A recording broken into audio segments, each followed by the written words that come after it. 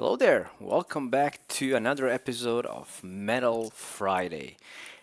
We're doing another deep dive today, and I already talked about Bruce Dickinson's solo work, I talked about Judas Priest, but it's only natural for me to talk about Iron Maiden. So I'm going to talk about all 17 studio albums, rank them from worst to best, and slight disclaimer, I got some comments regarding some of the videos, Judas Priest specifically. And I know everyone has different opinions, different tastes, so you may like some stuff more than I do. So this is just my opinion, my personal feelings towards these albums. So, you know, you have your own list. If you have them, please do share them in the comments down below and I'll gladly check them out. Yeah, Iron Maiden, one of the leading metal bands of British new wave of British heavy metal, formed in late 70s. They released 17 studio albums. They had a couple of lineup changes over the years, most notably vocals. Yeah, they are still going strong. I mean, I saw them live on their latest, well, not latest, but Shinjutsu tour. I think they were great. And I saw them a couple of times as well during different periods, and they're still going strong, even though they're, pushing towards their 70s already. And their latest studio album was released 3 years ago. Curious to see if they're gonna release a new one in the future. Bruce Dickinson just released his solo work and he's going on tour, so I will be happy to see that as well. So, without further ado, let's get this started. My least favorite Iron Maiden record, and it has to be Virtual 11 from 1998, and it is like X Factor, but way, way worse. I don't mind Blaze Bailey one bit. I think he's a good singer. He has nice solo albums. I like his work with Wolfsbane as well prior joining to Iron Maiden. Was Blaze a perfect fit for Iron Maiden? Well, I don't think he was. Lack of dynamic vocal range and lack of energy on some of the songs really ruined the guitar playing and the overall playing by the band, especially on Virtual 11. The songwriting was not very good. It is uninspiring, kind of bland, and I mean, metal was in bad shape around that time. So you got your Limp Bizkits and new metal and stuff like that. So heavy metal and bands like Iron Maiden were not as big as they were in the 80s. So most of these songs were written by Steve Harris. Bailey was credited on three, one of which was actually Futureal, the opening track, which is actually a solid song and fine opener. The other great track from this record being The Clansman. One of my biggest problems with this album is, of course, Dreaded, The Angel, and The Gambler. A repetitive clusterfuck of a song that is easily Iron Maiden's worst song. I mean, it is just repeating one line for 10 minutes. Don't you think I could save you? Don't you think I could save you? Don't you think I could save your life? Jesus Christ. I mean,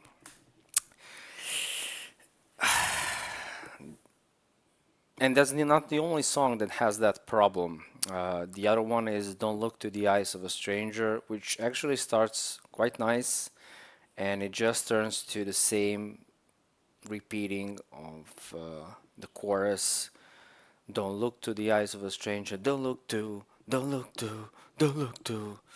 I mean, it is definitely their worst album, and I have this one at 2 stars. Number 16, I have not X Factor. I'll talk about that one a bit later. But my number 16 is The Final Frontier from 2010. I wasn't thrilled when I first heard the single El Dorado. It felt like a really weak single, and so my hopes were not big. And this album kind of showed me that the album is mediocre at best, and it's uninteresting. and in a way boring, especially the longer tracks. But I have to mention that the closing track, When the Wild Wind Blows, and The Man Who Would Be King are actually quite nice. I do enjoy both of these songs. And the biggest problem this album has long songs that meander a lot without many memorable moments, like Isle of Avalon, The Talisman, which is basically the same song, almost identical beginning as The Legacy from A Matter of Life and Death. Bruce also doesn't sound very good on this album, and his live performance wasn't as good as it was previously. On some of these songs, you could definitely hear him struggle hitting those high notes. I mean, yes, he got older, he got cancer in the meantime as well, around Book of Souls was recorded, but it is pretty obvious here that he was struggling with hitting some of these high notes, especially on songs like Mother of Mercy, for example. That chorus really hurts. The other problem I have is the production. It sounds flat and weird at times. I mean, they've been sticking with Kevin Shirley since Brave New World. He's no Martin Birch, and it, it sounds bad. The production on these later albums from 2010s is really bad. I mean, it was fine on Brave New World and even Dance of Death. Metal of Life and Death is a different story. I'm going to talk about that. But everything from Final Frontier, Book of Souls, and the latest one, it is just bad production. It really ruins most of these albums for me. So, yeah, this one it's better, of course, than Virtual 11. There are some good moments, like the opening track, Satellite 15, The Final Frontier. I like that experimental, spacey part before the actual song starts. The song itself is pretty catchy and interesting, much better than El Dorado. Coming Home is a mid-tempo ballad. Bruce sounds good again on that song. And where they shine the most on this record in particular are the last two tracks. Yes, they're a bit long, but they're still quite interesting and dynamic, especially the closing track, When the Wild Wind Blows. I really like the story on it. Best track on the record for me by far. Yes, this album is a mess, way too long, but there are some gems here and there. It is not terrible by any means, but it's only 3 stars, so it's just okay. Number 15, I have The Book of Souls from 2015, so the follow up to Final Frontier. This album is 92 minutes of more mediocre Iron Maiden. Yes, I said it, it's pretty mid album. A bit better than Final Frontier, as it contains some better moments, especially Bruce Dickinson pen tracks If Eternity Should Fail and the closer Empire of the Clouds, the latter being the longest track, surpassing The Rime of the Ancient Mariner. Is it as good as that track? No, but it's an interesting song telling a story of a British airship which crashed in northern France in 1930. It features Bruce Dickinson on piano, and the song is actually dynamic and interesting throughout. Didn't feel like an 18-minute track to me. If Eternity Should Fail to me is the best track on this record by far. A classic Bruce Dickinson song, similar to some of the songs he done for his solo albums. It has that Book of Tell, Tyranny of Souls, The Alchemist kind of vibe to it, and I like it a lot. Speed of Light is another fun, shorter track, although it's 5 minutes, it's not that short, but compared to the rest of the songs here, yeah, it's short and catchy. Once again, I have a problem with the production. Same issue as with the previous record, and same issue as with the next record. Damn you, Kevin Shirley. Everything sounds as it was packed into a tiny little canister. Everything is flat, and it just doesn't fit with Iron Maiden. It really makes these records worse than they should be. The red and the black and the title track, I have to mention, are the another highlights for me on this record, especially the title track, which has some Power Slave vibe, evil vibe to it. I like it. It's a solid release by the band. Some good stuff here. 3 stars. Number 14, I have, well, we're going now in chronological order. So number 14 for me is Senjutsu from 2021. Continuing the trend of the previous record, Senjutsu is another double album, a bit shorter than Book of Souls, but still very long. It's more cohesive record than Book of Souls, and like that album, it has similar problems. The production, once again, I'm not going to talk about it anymore, uh, but I have to mention that Bruce's voice is mixed way too low. You can barely hear him. They added synths as well, which was a nice touch, but they're not very well placed, even though I like it the first time I heard the record. Sartigo and Writing on the Wall are the two best tracks on the album for me. Death of the Celts is an attempt to write another The Clansman. It's a solid effort, but way too long. Same goes with Hell on Earth. Bruce sounds uninteresting to me here. Once again, he struggles with some of the notes. He sounds much more energized doing his solo stuff nowadays. Days of the Future Past is a song that could easily fit on some of Bruce's solo work, like Chemical Wedding, for example. It's definitely a highlight. It's only 4 minutes, a breath of fresh air, since every other song is like 9, 7, 8, 10 minutes long. The pacing, like I said, is a problem on this and many other previous records. It's mid-tempo epics that overstay their welcome for the most part.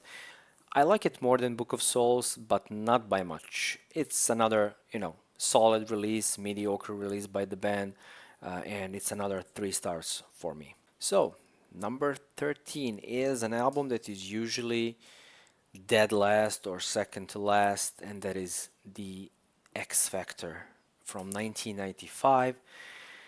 Well, I kind of enjoy this album. I re-listened to it once again before doing this rankings video. I do appreciate it. I think Blaze sounds good on this one. The songs are much better than on Virtual 11. And yeah, Bruce Dickinson is gone. Blaze Bailey comes in, and this is the beginning of a new sound, new era for Iron Maiden. They abandoned that hard rock style they were doing on the previous two records, Fear of the Dark and No Pray for the Dying. And it's around that time that I think Steve Harris went through a divorce, so the song started to sound a bit more depressing in a way, and I like it. I like the doom and gloom of this record. I don't like the cover artwork. It's maybe their worst cover artwork, even worse than Dance of Death. I think this is an underrated Maiden record and hated mostly because Blaze is not Bruce Dickinson. Well, yeah, he's not Bruce Dickinson, and but I think he did a good job on X Factor. Even the songs are much better than Virtual 11. It opens up with a sign of the cross, which is a great example of an epic song done right. Great chorus, interesting lyrics, inspired by Umberto Eco's The Name of the Rose. The guitar playing is great, bunch of great solos throughout this record, especially on Sign of the Cross. Lord of the Flies and Man on the Edge are fast-paced tracks with catchy choruses.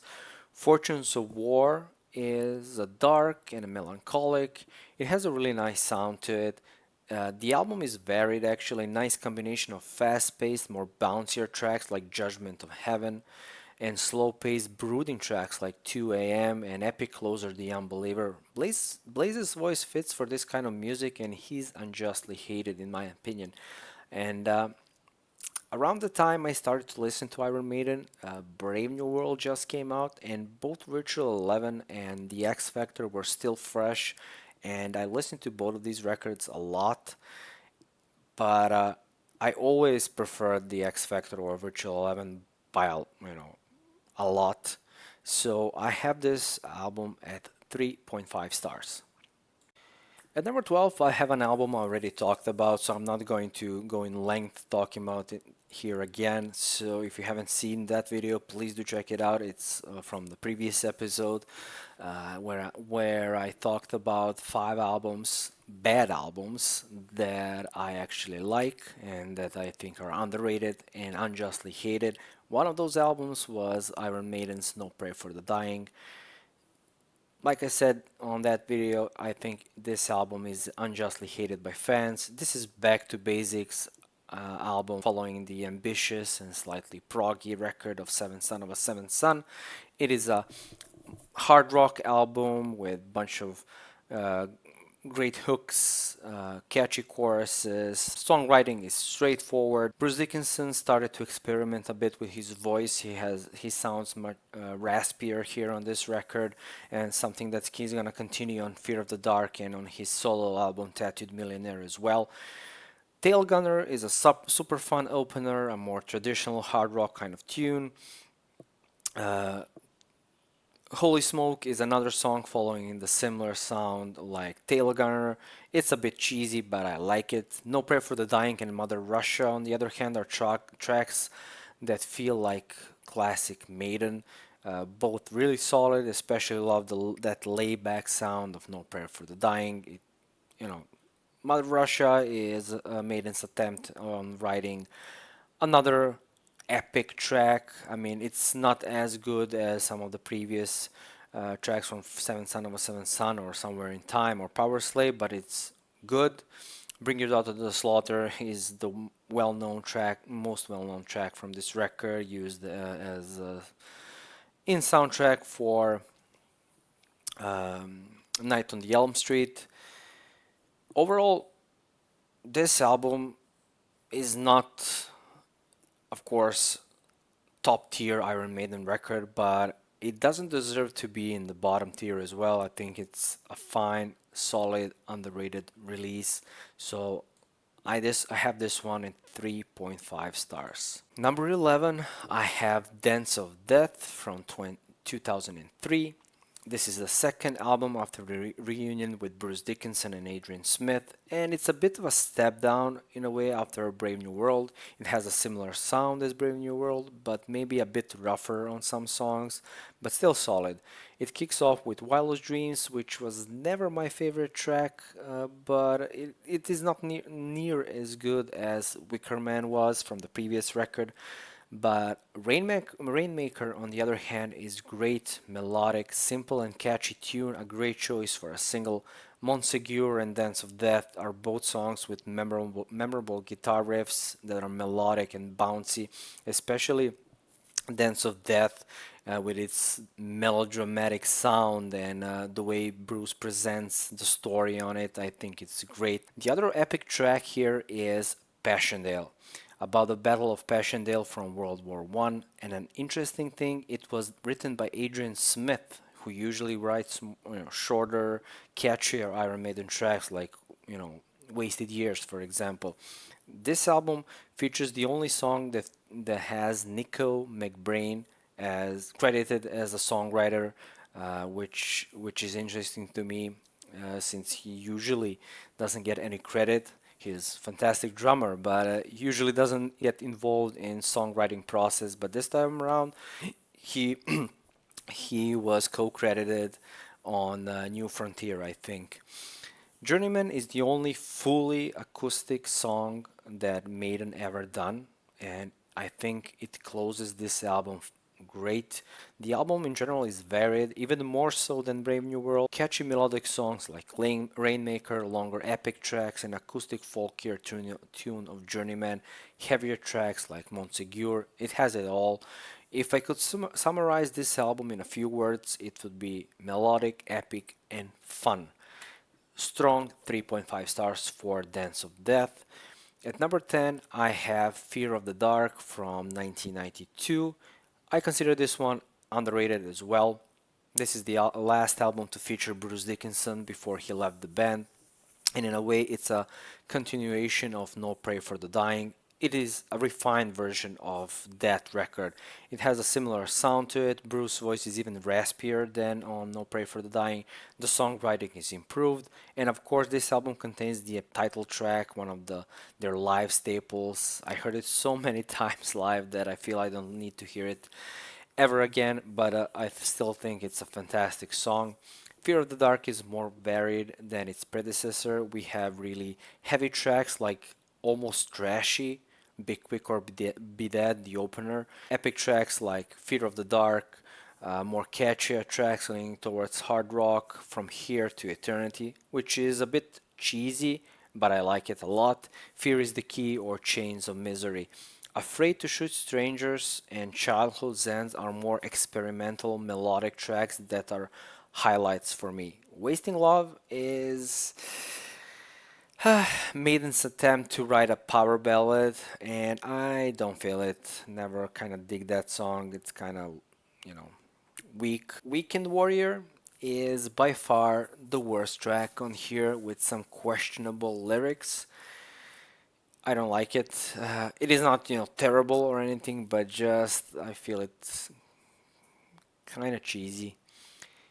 Overall, it's an uneven record, but a fun one nonetheless. The production could be better. It was produced by Steve Harris and supervised by Martin Birch, and it's the last one to feature him as well, unfortunately. It is, in a way, an end of an era for Iron Maiden because Martin Birch was an integral part in creating that unique Iron Maiden sound in the 80s. Number 9 is A Matter of Life and Death from 2006, their 14th studio album and maybe their darkest album beside The X Factor. In order to provide a more live sound, this album was not mastered at all, and that's my biggest problem with it. It sounds odd to say at least. Uh, I think it could be better if it was properly mastered. Even though it's not a concept record, it has a theme, war, and religion are recurring motives throughout this record, and that cover artwork is a great representation of it. I like that cover artwork a lot, by the way. I had a t-shirt when it was released, and I like it. It is dark, it is gritty, and that's how this album feels. It is dark, it is melancholic, it is brooding. The songs are long and meandering, a trademark of newer Iron Maiden records, but I like it. I think they nailed it, especially on this album. There is only one track here that is more shorter, fast-paced, which is Different World, and it feels kind of out of place compared to the rest of the songs because from second song to the end, it's all doom and gloom and it's all long, meandering, slow-paced, mid-tempo kind of tracks. I like the overall vibe of the record, and that's why I have it so high. A lot of tempo changes, nice solos, and interesting moments throughout. The songs are not catchy, but they are captivating, and I just like it. Yes, it is a very long album, but for me, it works. Nico really shines on this one. He was so into it. His drumming is quite noticeable here. It is a creative record, different time signature. It's maybe their proggiest record by far.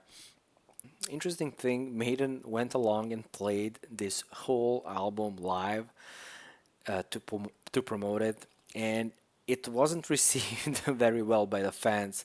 When I saw them live in 2007, they played 5 songs from it, and the rest were classic Maiden. So in a way, I was in luck, but I didn't mind the new songs at all, even though it was the first time I saw them live. So this one I think it 4 stars. I had it at high 3.5, but now that I've re-listened to it again, I have to give it 4. It's a really good album. I like it a lot. Number 8 is Brave New World from 2000. Following Virtual 11, the band's future was not looking good, but everything changed for the best when they announced that both Bruce Dickinson and Adrian Smith are back in the band and they announced Brave New World. It was their first record with 3 guitarists, so Yannick Gers still was in the band. We have Adrian Smith and Dave Murray as well. This is a fantastic comeback record. The band sounds rejuvenated, the songwriting feels inspired, and they took the formula from their 90s record and just made better songs. I mean, I have a feeling that they were so inspired, they had fire in them, they were playing like maniacs. Bunch of fantastic solos here. Bickerman is a great opener, catchy and ferocious. The songs are bouncier this time around, happier even. Steve Harris was once again apparently in a good place following his divorce. Bruce Dickinson sounds amazing, and the songs, while long, are engaging and not repetitive as some of the tracks from Virtual 11 were. I mean, we have that here as well, like Dream of Mirrors, but it works here. I think it works perfectly. Ghost of the Navigator is one of my favorite Iron Maiden tracks. It's an epic that reminds me of Rime of the Ancient Mariner with its storytelling and dynamics. Like I said, Dream of Mirrors is a melodic, epic track. The thin line between love and hate contains some fantastic guitar solos. The short tracks are also on point here. Everything seems fleshed out and made with care. Even the production, I feel like, is good. It was the first album produced by Kevin Shirley, but I think he did a good job on this one. Live album during this time, Rock in Rio, is bloody amazing. I watched that DVD every day with my friend for I don't know how long. We knew every single moment from it. One of their best live albums. I think the songs, especially from Brave New World, sound even better on Rock in Rio. It is a fantastic, fantastic album. So I have this one at 4.5 stars. At number 7, I have Killers from 1981. This is their second studio album and the last one to feature original vocalist Paul Di'Anno, who was fired from the band due to his substance abuse. This album is mostly written by Steve Harris, and it was the first album to feature Martin Birch as a producer, and it is also the first album to feature Adrian Smith on guitars as well. The production on it is much better than on their debut. Paul Di'Anno sounds great as he does on the first record, as these songs were made for him. I love Bruce and all, but some of these songs sound better with Paul Di'Anno. Rat Child, for example, or the mesmerizing title track. He has that raw energy, more punk vibe, and it fits the songs perfectly. Bunch of great bass lines, especially that intro on Rat Child and Killers as well. The songwriting is dynamic, full of twists and turns. Clive Burr also shines here. He seems to be overshadowed by Nico, but he did a fantastic job on this one and the Number of the Beast as well. The lyrics are kind of dark and grotesque, dealing with murder, like on the title track, Murders in the Rue Morgue, and Paul really elevates these songs to a whole new level. He sounds amazing, really. I do really like his voice, and he was a perfect fit for this kind of sound they were going for. So I have this one at 4.5 stars. At number 6, I have their debut record from 1980, the album that started it all. This is the only album produced by Will Malone, and it doesn't sound that good. Steve Harris even stated that Malone was uninterested in committing and producing this record, so most of it was produced by the band actually. This is the only album to feature Dennis Stratton on guitars alongside Dave Murray, and he sounds really good. The sound of this album is raw and it has that punk energy to it, even though Steve Harris won't admit that, but there is definitely, you can hear that English punk sound of that era, especially in Paul Di'Anno's delivery. I think he sounds amazing. The band played perfectly here. I mean, they showed what they're capable of and what they will become in the future. Phantom of the Opera, to me, is their first true epic track, a song that foreshadows what's to come with Bruce Dickinson. From the very first notes of Prowler, you're set for a wild ride. Paul Di'Anno's snarling voice, packed with that galloping bass, which is kind of a signature Iron Maiden thing, melodic twin guitar action, wild drumming, and this album is totally badass. I think Paul Di'Anno is great. These songs sound better with Paul than with Bruce. It just the songs were made for him. He sounds fantastic. We have mellower tracks here like Strange World and Dynamic Remember Tomorrow, which are both fantastic. The only song I'm sick of is the title track. I don't want to hear it anymore. Same goes with like Fear of the Dark. To me, this is a great debut record, so I have this one at 4.5 stars. At number 5, I have Peace of Mind from 1983. And following the tremendous success of The Number of the Beast, Iron Maiden had a challenging task in front of them to write another album that was as good as The Number of the Beast. They almost done it, almost. This is the first album to feature Nico McBrain on drums after Clive Bohr left due to some personal issues, and now we have that classic Iron Maiden lineup that would create some of the best heavy metal music in the 80s.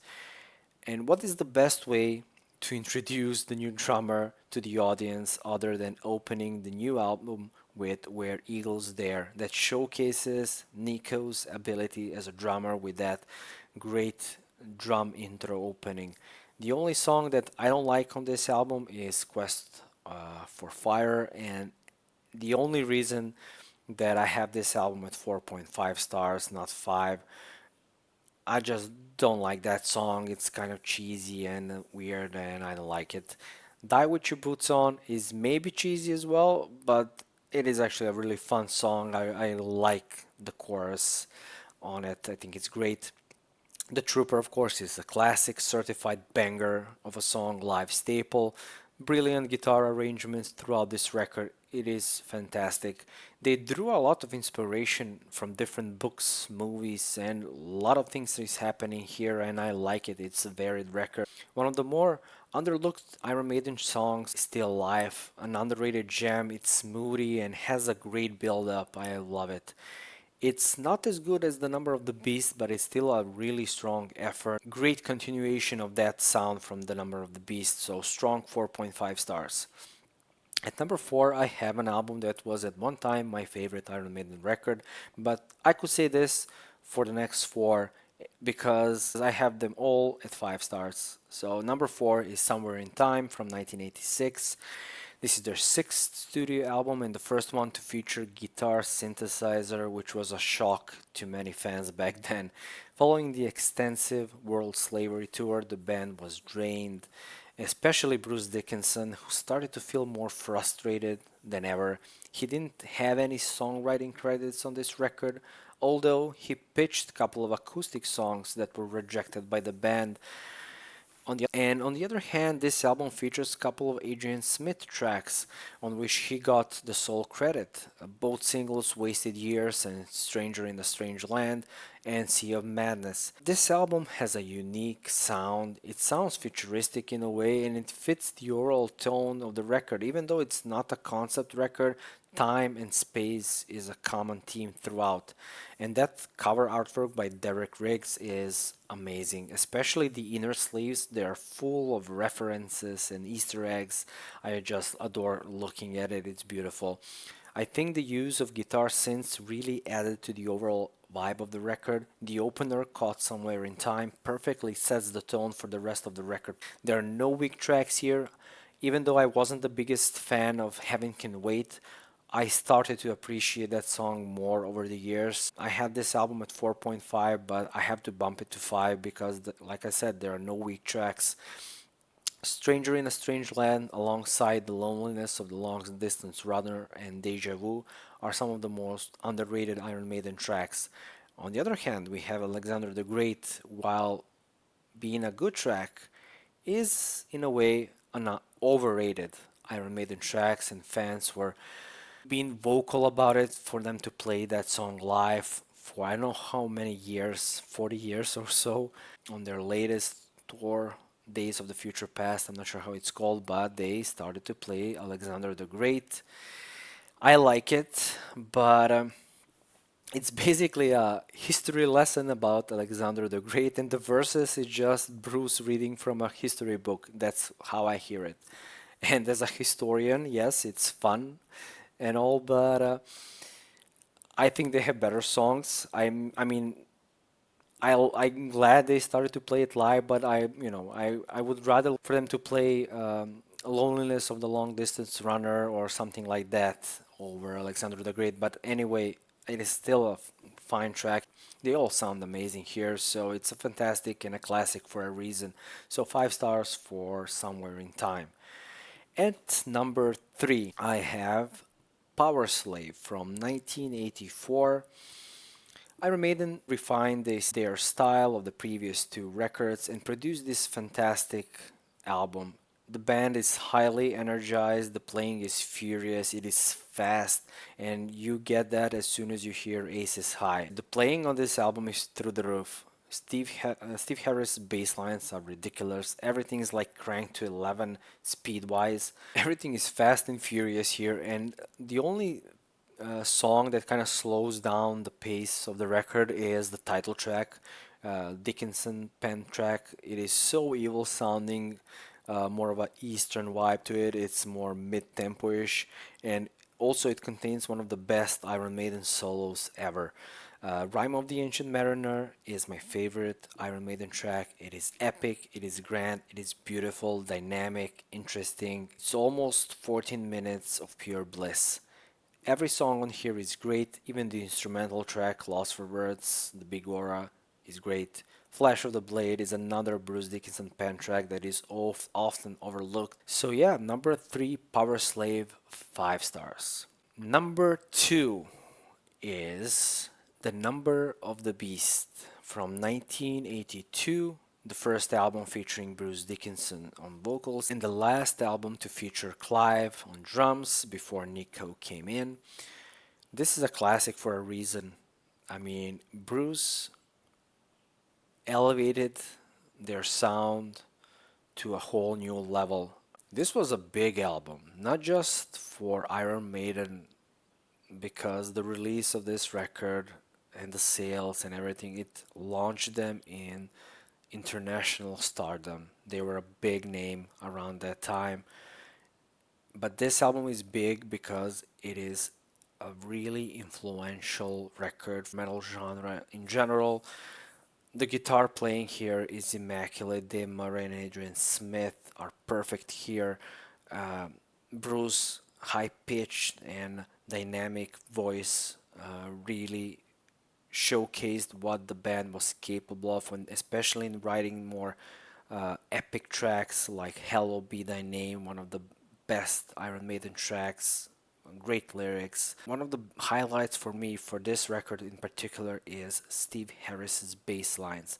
They're ridiculously good here. They're mesmerizing, and especially on the title track, "The Number of the Beast," which was back in the day a really controversial track, especially in the US. They started to tour America. Some Christian organizations were against Iron Maiden playing, so they gathered and burned the CDs and T-shirts of the band and whatnot. So it was a wild times for them. But that song, oh boy, it is still a banger. I heard it I don't know how many times live, but I don't mind it at all. I think it's fabulous. The bass line on it is really good. There are no weak moments here, even though there are some songs like Invaders or even Gangland that are maybe weaker in a way, but everything else is classic. We have Run to the Hills, uh, 22 Acacia Avenue, which is a second part of the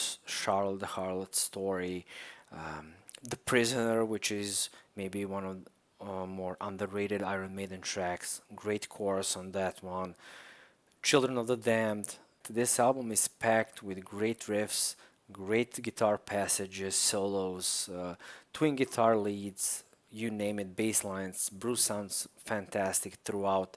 It is a classic and one of the best metal albums of the 80s for sure. So easy 5 stars for The Number of the Beast. And my number one record, of course, Seventh Son of a Seventh Son from 1988. I already talked about this album on one of my previous videos.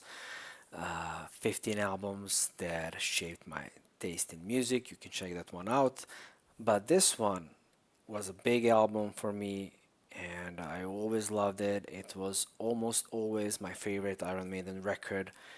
Uh, it has that unique sound that I love. It is their more proggier record, and it is the only concept record they ever done, albeit it is a loose concept, but it follows a story. And this album is definitely their catchiest record by far. It's full of memorable guitar leads and choruses and hooks, especially on songs like Can I Play with Madness and The Evil Death Man Do, one of my favorite Iron Maiden tracks.